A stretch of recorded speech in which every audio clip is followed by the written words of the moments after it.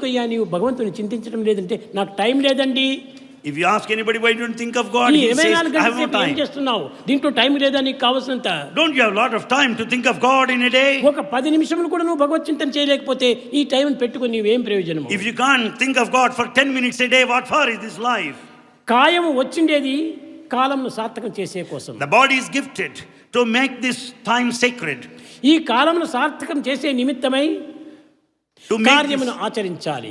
To make this time sacred, one should undertake sacred deeds. కనుకనే కాయము, Body, కార్యము, the cause, కర్తవ్యము, and also ఈ duty. మూడింటి యొక్క సంబంధమును కూడా మనం అనుభవించాలి. We must experience the unity of these కాలమును three. వ్యర్థం చేయకూడదు. We should not waste time.